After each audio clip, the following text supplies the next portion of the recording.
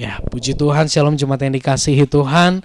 Kita bersyukur pada sore hari ini kembali kita boleh berkumpul di tempat ini. Ya, puji Tuhan, sekarang pemain keyboard bisa lewat ke depan, kayaknya lewat ke belakang, kayaknya badan saya semakin tipis.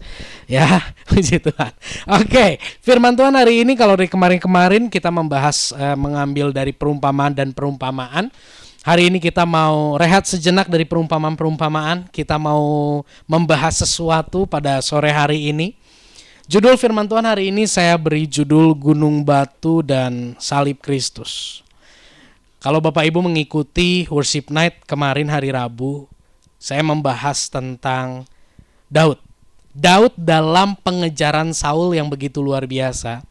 Dan di dalam kehidupan Daud, Gunung Batu itu merupakan satu pemandangan yang sangat indah buat dia. Bukan sekedar posisinya, bukan sekedar alam, tapi lewat kata Gunung Batu itu, Daud bisa merasakan bagaimana Tuhan adalah tempat perlindungan yang teguh buat dia. Tuhan menjadi tempat yang sangat dapat diandalkan. Ya. Nah, hari ini kita mau bahas tentang Gunung Batu ini, Bapak Ibu. Jika Daud bisa melihat Gunung Batu ini sebagai tempat yang kokoh, Daud bisa jadi melihat Gunung Batu ini sebagai tempat yang aman buat dia. Hari ini yang kita lihat kan bukan Gunung Batu. Yang kita lihat adalah gedung-gedung. Ya. Yang kita lihat apalagi mobil, lalu lintas, padatnya kota. Tapi kita mau belajar, apa sih keterkaitan antara Gunung Batu dan salib Kristus? Kita mau lihat sama-sama Bapak Ibu di ayat yang pertama bagian firman Tuhan yang kita mau baca. Di dalam kitab Mazmur pasal yang ke-18 ayat 1 sampai dengan ayat yang ketiga. Demikian firman Tuhan. Untuk pemimpin biduan dari hamba Tuhan. Wow. Dari hamba Tuhan, yakni Daud yang menyampaikan perkataan nyanyian ini kepada Tuhan. Pada waktu Tuhan telah melepaskan dia dari cengkraman semua musuhnya dan dari tangan Saul. Nah, Bapak Ibu, ini yang tadi barusan saya baca, Mazmur 18 ayat yang pertama ini menceritakan tentang latar belakang penulisan kitab Mazmur. Jadi, Mazmur 18 ayat yang ke-1 ini latar belakang dari lagu yang ditulis, ya. Dan di situ dikatakan bahwa Daud menulis ini ketika Tuhan telah melepaskan dia dari cengkram semua musuhnya dan dari tangan Saul. Di ayat yang kedua, firman Tuhan berkata, Daud berkata, aku mengasihi Engkau ya Tuhan, kekuatanku, ya Tuhan, bukit batuku, kubu pertahananku dan penyelamatku. Allahku, gunung batuku, tempat aku berlindung, perisaiku, tanduk keselamatanku, dan kota bentengku. Nah, Bapak Ibu, Mazmur 18 ini ditulis ketika Daud sudah menjadi raja. Ketika Daud ada di dalam kenyamanan yang begitu luar biasa, dan Daud flashback tentang apa yang sudah ia lewati. Ya, ini merupakan ungkapan syukur Daud ketika ia kembali mengingat penyertaan Allah di masa lalunya.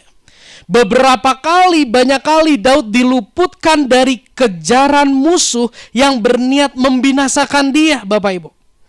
Kondisi wilayah di mana Daud dikejar-kejar oleh Saul dan musuh-musuhnya, itu kondisinya, tempatnya itu, geografisnya itu di padang gurun dan banyak sekali bukit-bukit batu.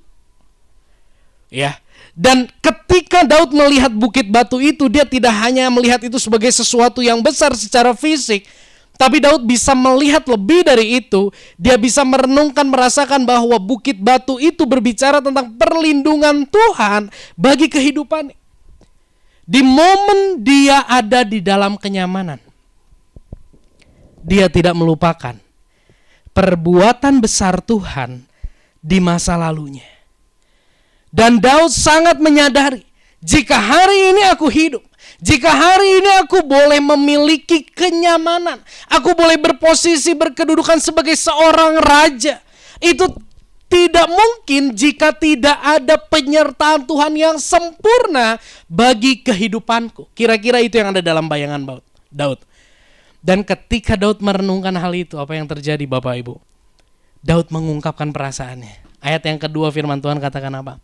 Ia berkata, Daud berkata, aku mengasihi Engkau ya Tuhan. Wow. Ketika Daud mengingat kembali tentang kebaikan dan kesetiaan Tuhan yang menyertai kehidupannya, yang timbul di dalam hatinya adalah kasih kepada Tuhan. Yang timbul di dalam hatinya bukan dendam yang membara. Yang timbul di dalam hatinya bukan mental korban. Yang timbul di dalam hatinya bukan tersakiti. Hatinya kembali tersakiti karena orang-orang yang mengkhianati dia di masa lalu. No. Ketika dia lihat masa lalunya, ada dua sisi. Dia disakiti dan dia mengalami Tuhan. Yang dia lihat adalah bagaimana dia mengalami Tuhan begitu luar biasa. Apa yang terjadi? Daud katakan, aku mengasihi Engkau ya Tuhan. Di sini Daud melakukan hukum yang utama dan yang pertama dan utama, yaitu apa? Kasihilah Tuhan Allahmu. Bahkan kasih Daud kepada Tuhan yang begitu tulus, itu memampukan dia, menuntun dia untuk berkata gini, dari hamba Tuhan. Di ayat yang pertama apa? Untuk pemimpin biduan dari siapa? Hamba Tuhan. Daud menyebut dirinya sebagai hamba Tuhan. Kasihnya yang tulus kepada Tuhan menuntun dia untuk dia menyerahkan diri menjadi seorang hamba Tuhan. Seorang yang mengabdikan diri kepada Tuhan, kepada Allah yang telah terlebih dahulu mengasihi dia dengan sempurna. Bapak Ibu, mengasihi Allah yang ada di dalam hati Daud itu bukan karena dia takut tidak diberkati. Mengasihi Allah yang ada di dalam hati Daud bukan karena Daud takut masuk neraka. Mengasihi Allah yang ada di dalam hati Daud bukan karena dia sedang ada dalam pergumulan. Aku mau semakin mengasihi Allah supaya aku bisa terlepas dari masalah. Saya mau katakan, ketika kita mengasihi Allah supaya kita bisa terlepas dari masalah, sesungguhnya kita sedang tidak mengasihi Allah.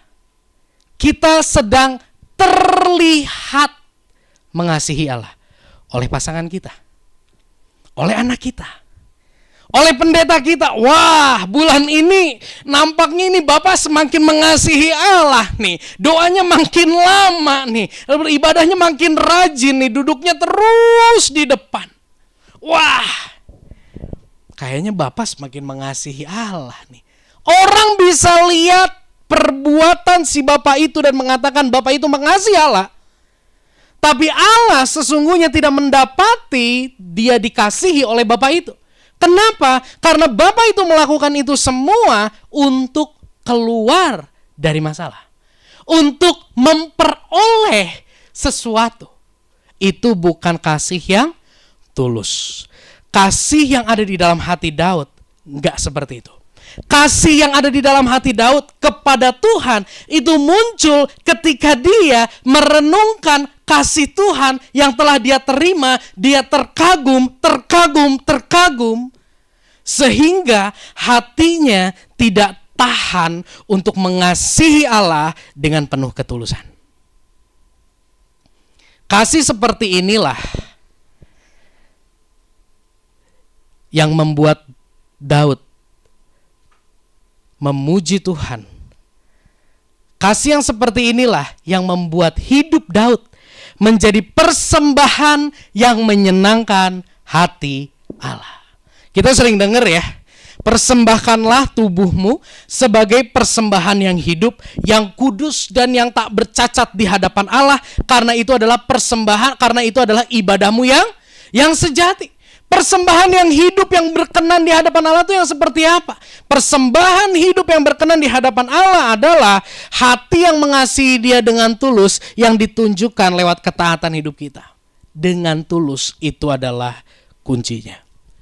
Jika saya boleh simpulkan apa yang tadi saya jelaskan, di slide saya tuliskan seperti ini. Next. Ketulusan dalam hati Daud ketika ia mengasihi dan menghambakan diri kepada Allah, itu timbul dari perenungan akan limpahnya ketulusan kasih Allah yang terlebih dahulu ia terima. Kita baca sama-sama ini ya, kalimat ini ya. 1, 2, 3.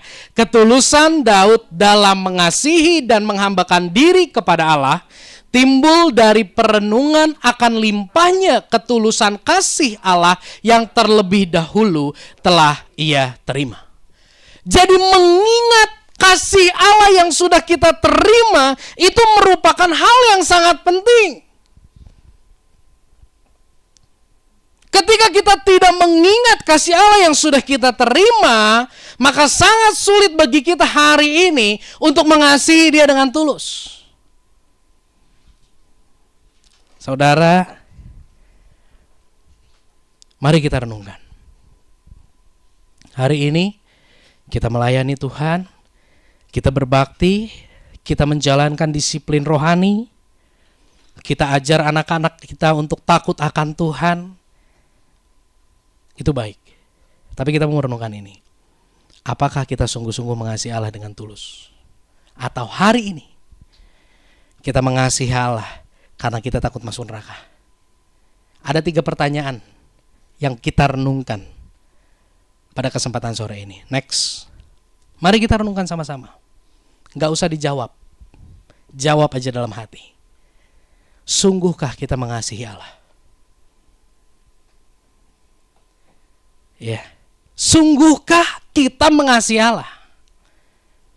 Jika hari ini Bapak Ibu di dalam hatimu ada pemberontakan terhadap Allah, atau ketika sudah mendengar firman Tuhan yang di awal tadi saya jelaskan, Bapak Ibu menyadari, wah, kasihku kepada Tuhan ini bukan kasih yang sesungguhnya.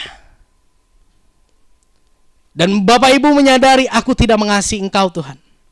Saya mau bilang gini, sekalipun di pertanyaan pertama ini kita mendapati bahwa diri kita tidak mengasihi Allah, saya mau bilang, Allah tetap mengasihi saudara. Allah tetap mengasihi Bapak Ibu. Pertanyaan yang kedua, kalau Bapak Ibu katakan, aku mengasihi Allah.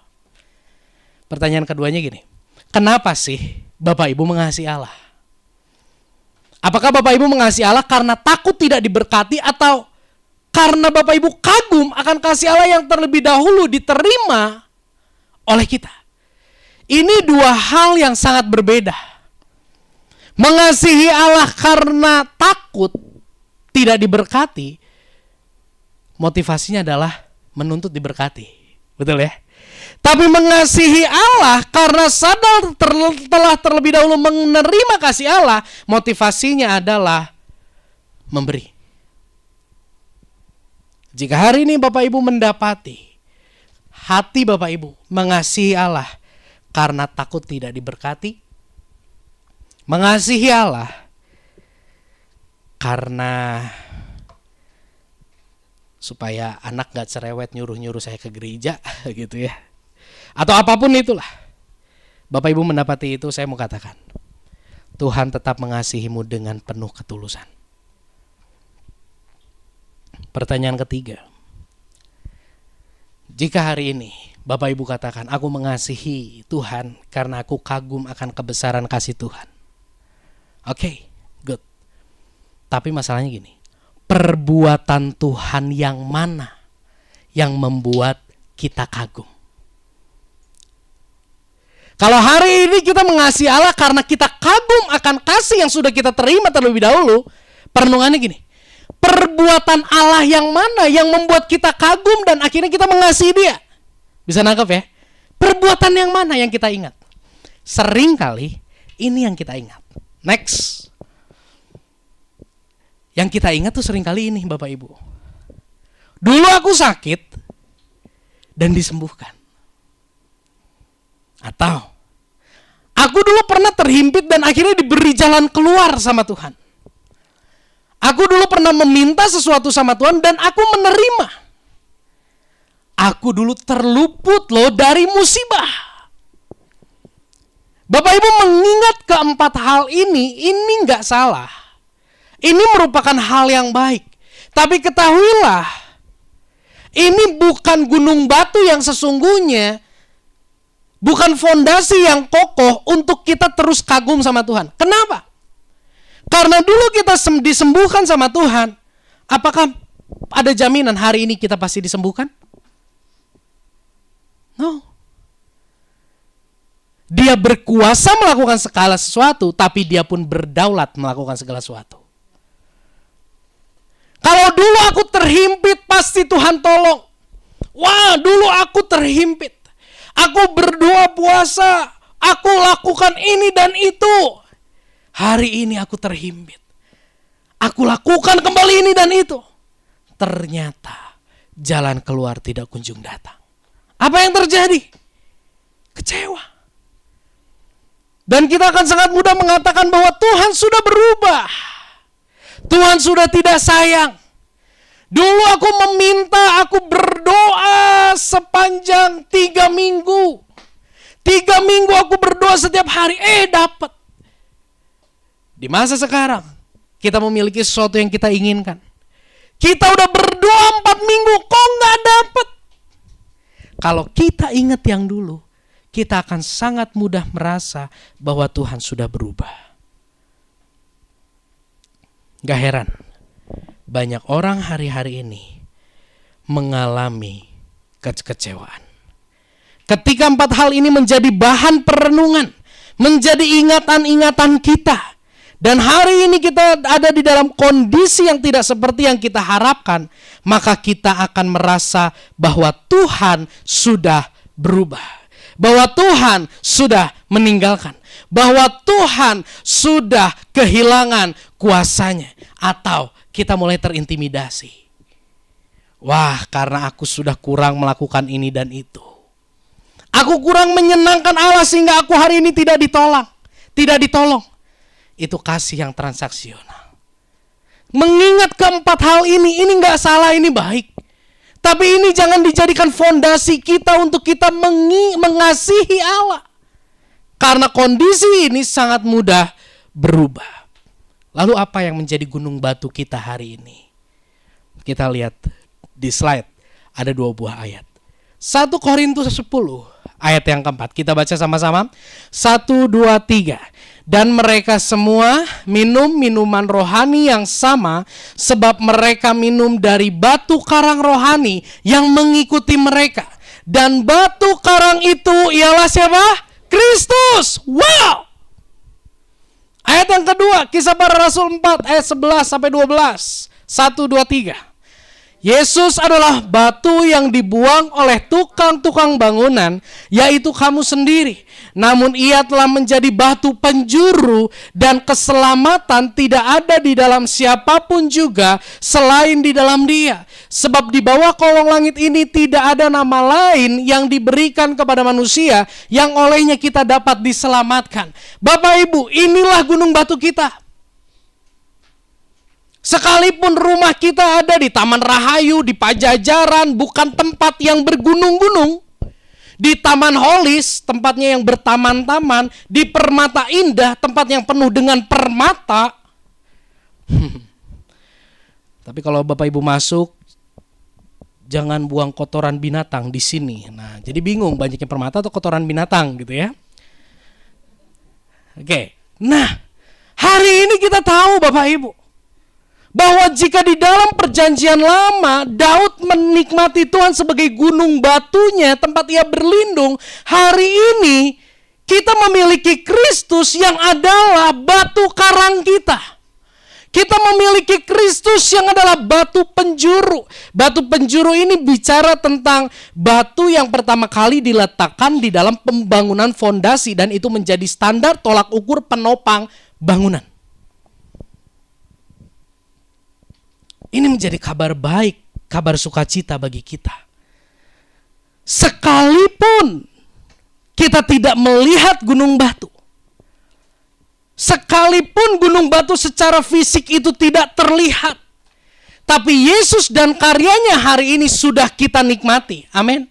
Yesus dan karyanya hari ini sudah dinyatakan bagi kita orang-orang berdosa. Dan itu adalah gunung batu bagi kita. Itu adalah fondasi bagi iman kita. Itu adalah tempat perlindungan yang sempurna bagi kehidupan kita. Di slide saya tuliskan, jika gunung batu di dalam perjanjian lama itu mendatangkan rasa aman bagi Daud. Daud merasa aman ketika dia ada di dalam gunung batu.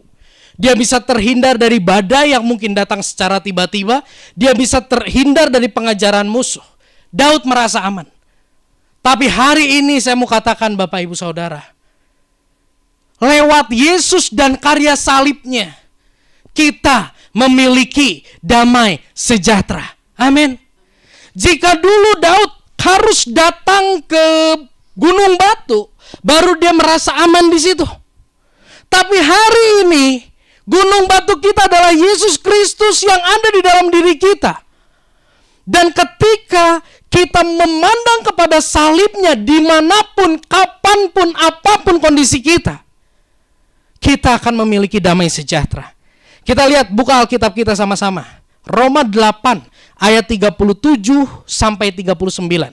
Kita buka handphone kita, Alkitab kita, Roma 8 ayat 37 sampai 39. Kita baca sama-sama ayat ini. Ayo. Oke. Kita baca sama-sama ya. 1, 2, 3. Tetapi dalam semuanya itu kita lebih daripada orang-orang yang menang oleh Dia yang telah mengasihi kita.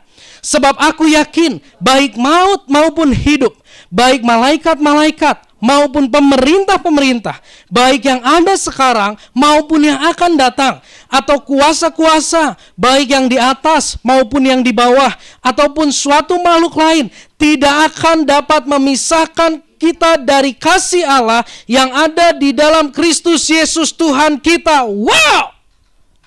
Kenapa salib Kristus bisa mendatangkan damai sejahtera bagi kita?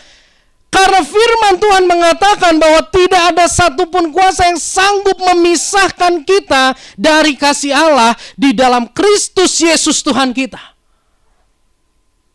Jika Daud melihat gunung batu dan dia merasa aman, hari ini kita melihat gunung batu yang jauh lebih sempurna dari gunung batu yang dulu.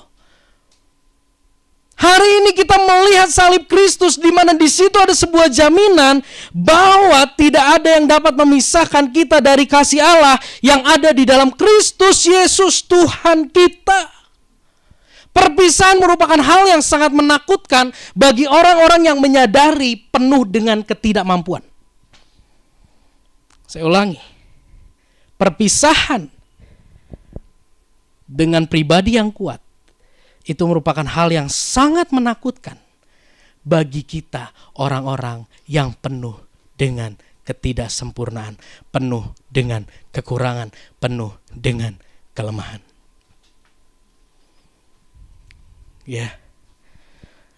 Saya ingat sekali ketika saya mungkin di bawah kelas 5 SD, karena waktu 5 SD saya udah tidur sendiri.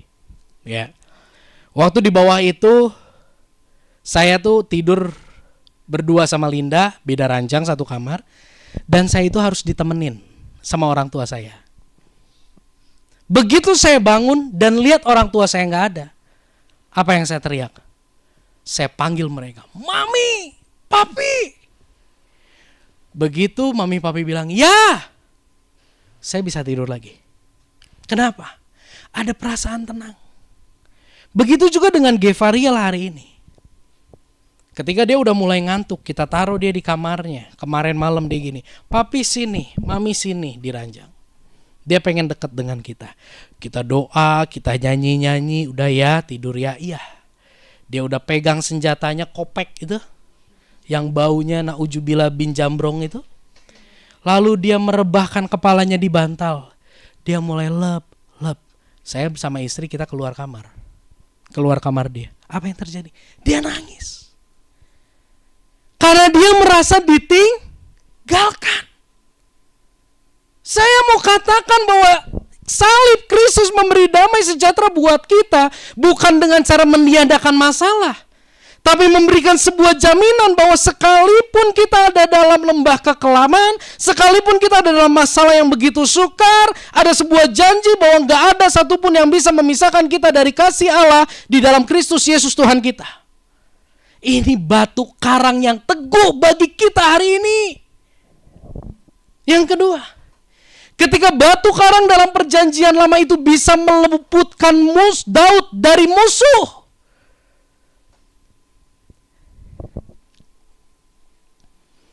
Batu karang di perjanjian baru yang kita kenal di dalam nama Yesus, itu berkuasa meluputkan kita dari murka Allah yang sempurna. Wow!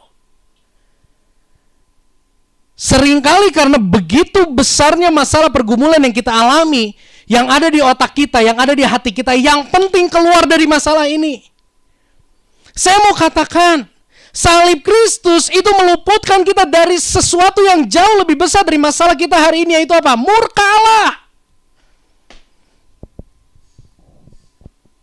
Kenapa Yesus sampai turun ke dalam dunia? Dia mati di atas kayu salib. Dia mau nanggung dosa kita. Dia mau masuk ke dalam dunia orang mati. Dia rela binasa. Kenapa? Karena dialah yang paling mengerti betapa mengerikannya kebinasaan itu. Kenapa dia rela menanggung dosa yang akhirnya membuat dia, Yesus, mengalami murka Allah? Kenapa?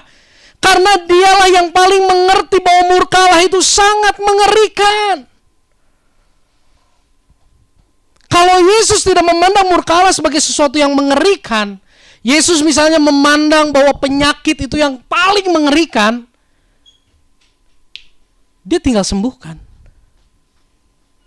Tapi karena di dalam sudut pandang Allah, murka Allah itu merupakan sesuatu yang sangat mengerikan. Dia tidak tega kita masuk ke sana, dan dia rela menggantikan kita masuk ke sana untuk memberikan kita kemenangan. Kita lihat Roma 5 ayat 8 sampai ayat yang ke-10. Kita baca sama-sama ayat ini ya. Roma 8, Roma 5. Roma 5 ayat 8 sampai 10. 1, 2, 3. Akan tetapi Allah menunjukkan kasih-Nya kepada kita oleh karena Kristus telah mati untuk kita ketika kita masih berdosa. Lebih-lebih karena kita telah dibenarkan oleh darah-Nya, kita pasti akan diselamatkan dari murka Allah. Sebab jikalau kita masih berseteru diperdamaikan oleh Allah dengan kematian anaknya, lebih-lebih kita yang sekarang telah diperdamaikan pasti akan diselamatkan oleh hidupnya. Wow! Ini kabar sukacita bagi saya dan saudara. Kita diselamatkan dari murka Allah yang begitu sempurna dan begitu mengerikan.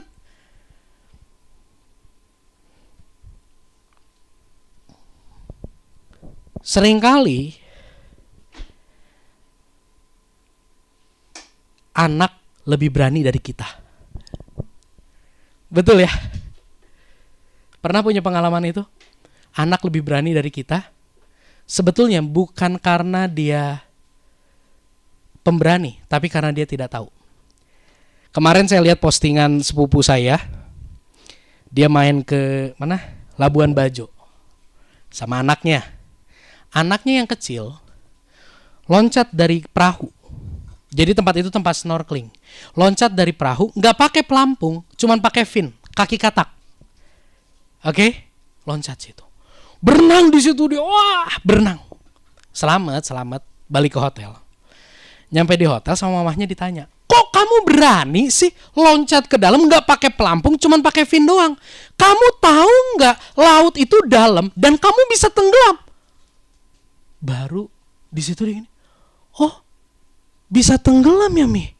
Laut bukan kolam renang ya Mi? Nangkap Bapak Ibu? Dia berani loncat bukan karena dia berani, dasarnya berani, tapi karena dia tidak tahu. Kalau dia tahu, sama.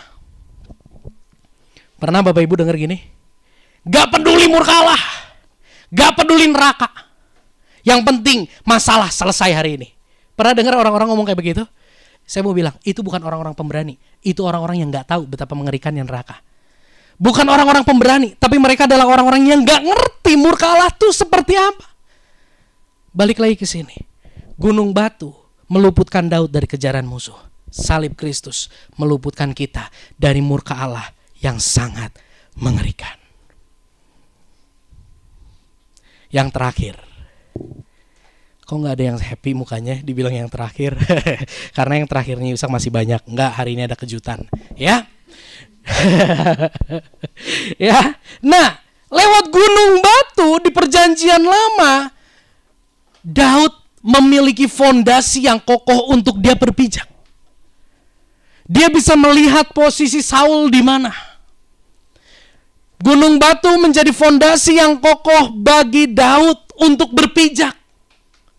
Saya mau katakan bahwa salib Kristus itu pun merupakan fondasi iman dan pengharapan kita akan kehidupan kekal. Wow.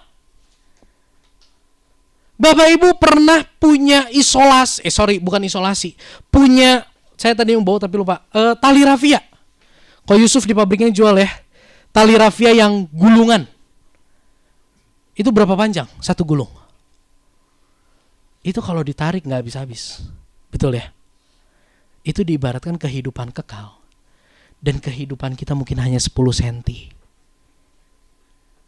Sangat sayang jika di dalam 10 senti ini kita tidak mengenal dengan benar kehidupan yang panjangnya bergulung-gulung bermeter-meter itu. Itu kehidupan kekal. Dan salib Kristus itu merupakan fondasi pengharapan kita untuk kita menerima kehidupan kekal yang diberikan Allah hanya kepada orang-orang kudus. Salib Kristus menguduskan kita sehingga kita dilayakkan masuk ke sana. Kita lihat Roma 5 ayat 1 sampai dengan ayat yang ke-6. Kita baca pelan-pelan bagian ini. Sebab itu kita yang dibenarkan. Stop. Siapa yang dibenarkan? Orang yang benar atau orang yang tidak benar yang dibenarkan? Yang gak benar. Saya dan saudara kita bukan orang benar. Kita orang-orang yang dibenarkan. Oleh karena iman, kita hidup dalam damai sejahtera dengan Allah. Oleh karena Tuhan kita Yesus Kristus. Kalau bukan karena Yesus Kristus, kita gak punya damai sejahtera dengan Allah.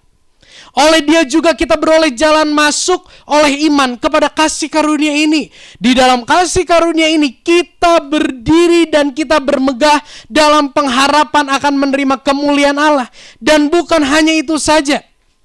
Kita malah bermegah juga dalam kesengsaraan kita. Karena kita tahu bahwa kesengsaraan itu menimbulkan ketekunan. Dan ketekunan itu menimbulkan tahan uji. Dan tahan uji itu menimbulkan pengharapan. Dan pengharapan tidak mengecewakan. Karena kasih Allah telah dicurahkan di dalam hati kita oleh Roh Kudus yang telah dikaruniakan kepada kita. Baca bagian yang terakhir. 1, 2, 3. Karena waktu kita masih lemah, Kristus telah mati untuk kita, orang-orang durhaka pada waktu yang ditentukan oleh Allah. Wow! Kristus telah mati untuk kita ketika kita masih lemah.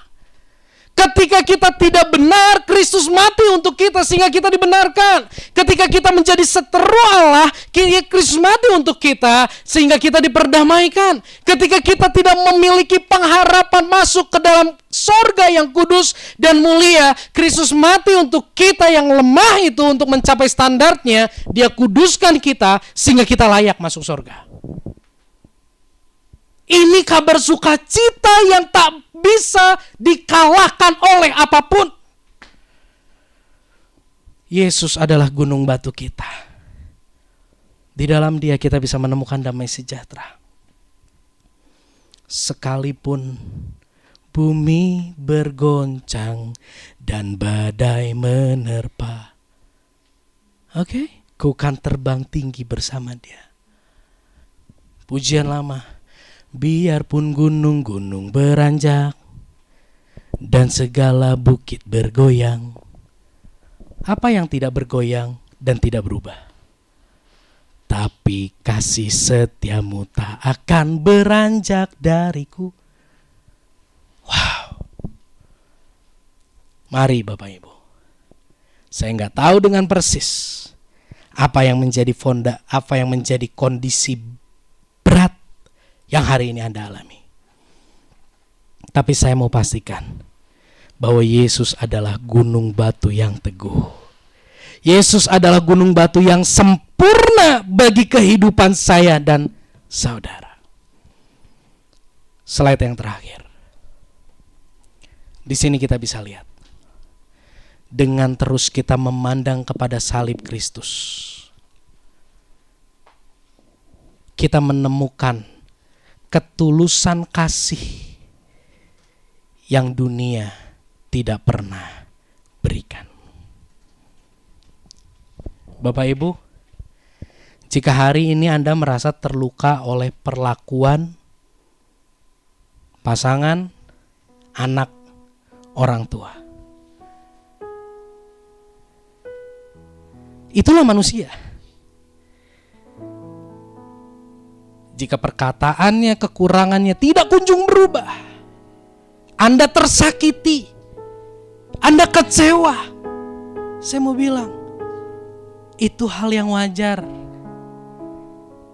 Karena engkau berpasangan bukan dengan malaikat tak bersayap. Tapi saya mau bilang, jangan berkecil hati. Karena dalam salib Kristus, batu karang kita yang sesungguhnya, batu karang yang sempurna, kita menemukan kasih yang tulus dan sempurna. Kasih yang tidak menuntut kita untuk berubah dulu baru dia mau mengasihi kita. Tapi kasih yang diberikan sekalipun kita belum berubah. Saya mau saksikan tentang kasih Allah. Ingat ya kata kuncinya, kasih Allah. Bukan Yusak, bukan Fang-Fang, bukan Gevariel. Kemarin lupa hari apa? Selasa lalu.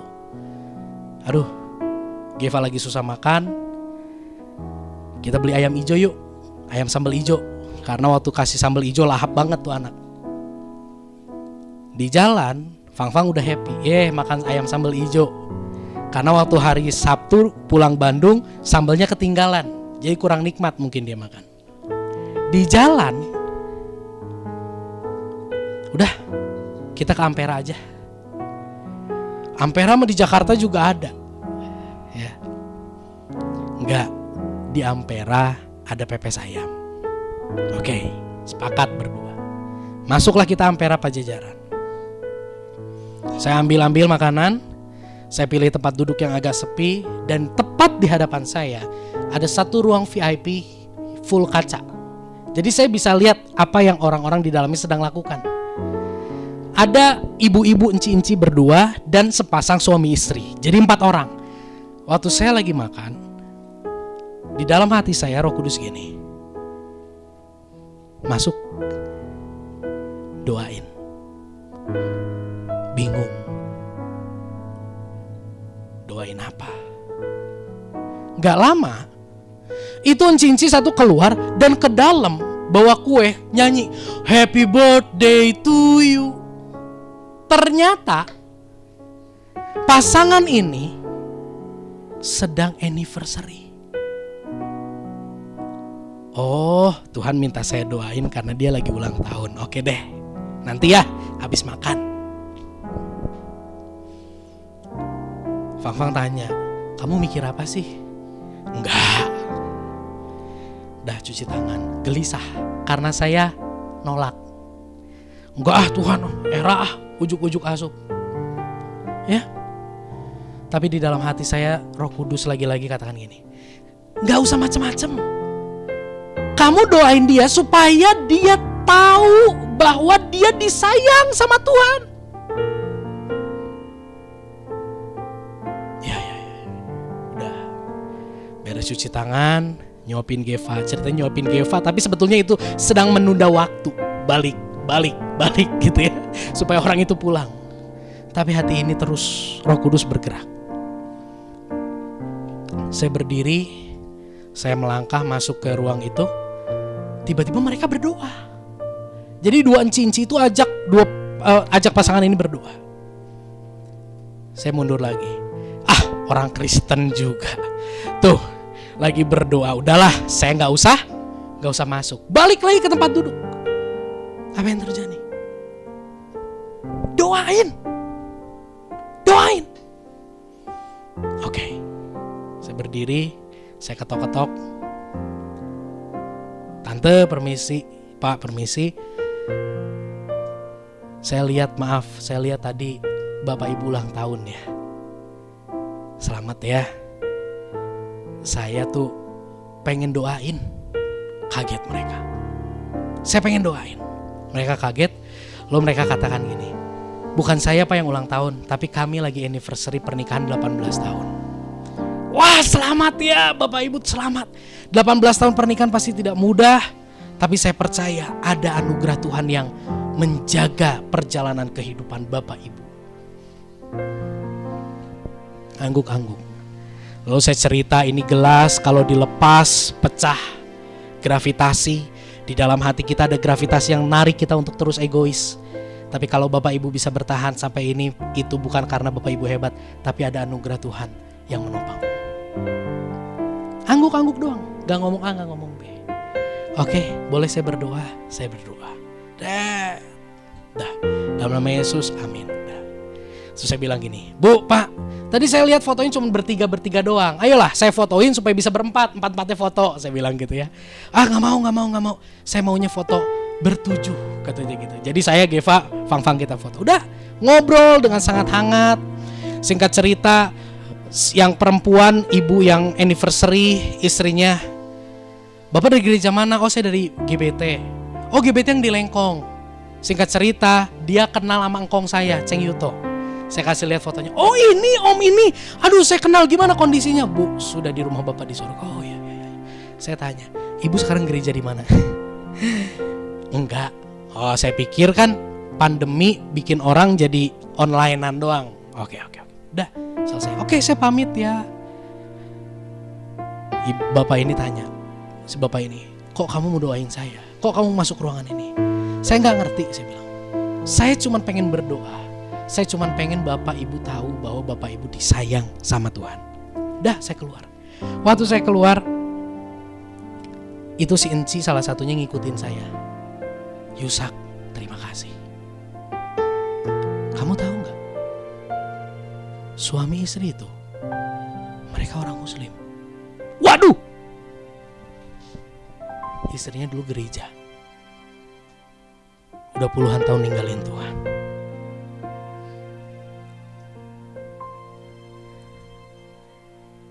Di situ saya yakin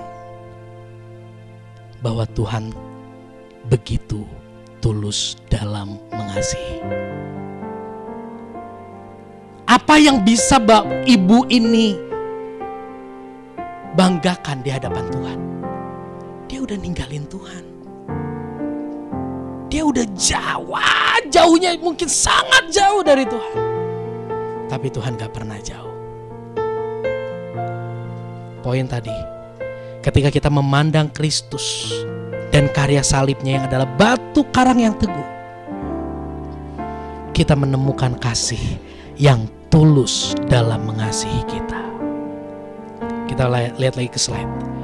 Yang kedua, kita lihat ketika kita memandang Kristus dan karya salibnya batu karang yang teguh, saya dan saudara akan dimampukan mengasihi Allah dengan penuh ketulusan, bukan dengan ketakutan. Jika Daud memandang batu karang dan akhirnya dia melihat kekaguman akan Allah, dia mengasihi Allah dengan tulus, menyatakan aku hamba Tuhan. Hari ini kita lihat salib itu dan kita bisa penuh dengan kasih Allah sehingga kita bisa dengan tulus mengasihi Dia. Dan bukan hanya itu, kita dilimpahkan. Kita dilimpahi dengan kerelaan hati. Ada Bapak Ibu yang tahu ini dosa tapi gak pernah bisa untuk berhenti. Bapak Ibu tahu bahwa memendam kepahitan itu satu hal yang sangat bertolak belakang dengan firman Tuhan, tapi Bapak Ibu gak bisa mengampuni. Yang Bapak Ibu butuhkan bukan motivasi. Yang Bapak Ibu butuhkan adalah kasih Tuhan yang memulihkan. Ketulusan kasih Tuhan memberikan kita kerelaan hati untuk kita hidup melayani dan menyenangkan hati Allah dalam segala kondisi.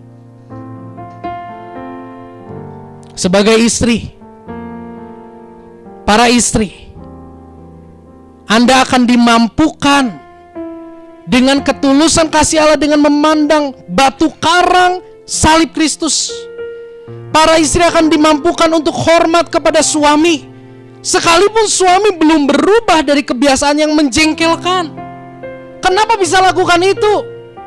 Kita melakukan itu, para istri melakukan itu bukan karena mengasihi suami semata, tapi karena mengasihi Allah yang tidak pernah mengecewakan. Para suami, dengan memandang kepada salib Kristus, batu karang yang teguh, para suami dimampukan untuk mengasihi istri, sekalipun istri belum berubah dari kebiasaan yang begitu menjengkelkan.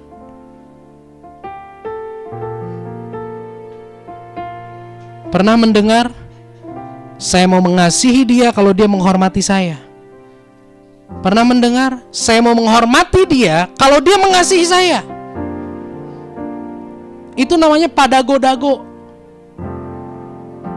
Betul ya? Pak Yusuf naik sepeda ke Dago capek ya? Padago-dago itu meletihkan. Tapi kita hari ini menemukan, memandang salib Kristus, para istri dimampukan, diberi kerelaan hati karena kagum akan Tuhan, dimampukan untuk menghormati suami. Dan para suami dengan memandang salib Kristus, Anda dan saya akan dimampukan untuk mengasihi istri sekalipun belum berubah dari kebiasaan yang menjengkelkan. Kita mengasihi dia atas dasar kita mengasihi Tuhan. Sebagai anak, dimampukan menghormati orang tua sekalipun orang tua belum berubah dari kebiasaan yang menjengkelkan.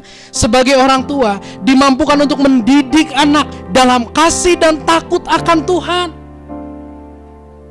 Semua anggota keluarga kita perlu Injil, perlu memandang salib. Gak ada satupun yang bisa mampu mengasihi Allah dengan tulus, melakukan firman-Nya dengan tulus, tanpa topangan anugerah Tuhan. Apapun peran Anda hari ini, Anda sebagai suami, Anda sebagai istri, itu adalah ladang pelayanan. Itu adalah ladang pelayanan kita di hadapan Allah. Lakukan semua itu dengan hati yang mengasihi Allah dengan penuh ketulusan. Kita tundukkan kepala. Kami bersyukur buat sore ini Tuhan. Kami menemukan gunung batu yang sesungguhnya.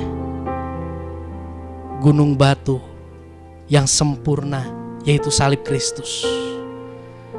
Dengan memandang salib Kristus, kami punya damai sejahtera karena tidak ada satupun yang sanggup memisahkan kami dari kasih Allah dalam Yesus Kristus. Kami diluputkan dari murka Allah. Kami memiliki fondasi iman pengharapan kami sampai akhir hidup kami. Hamba berdoa biarlah setiap umat-Mu sore ini boleh mengalami perjumpaan dengan Engkau, boleh kembali mengalami kasih yang tulus yang datangnya daripada Tuhan. Sehingga kami dikuatkan, dimampukan, diberi kerelaan. Istri menghormati suami, suami mengasihi istri. Anak menghormati orang tua mengasihi anak. Bukan karena mereka hebat, bukan karena mereka baik, tapi karena kami mengasihi Engkau Yesus. Terima kasih Tuhan, terima kasih Bapa.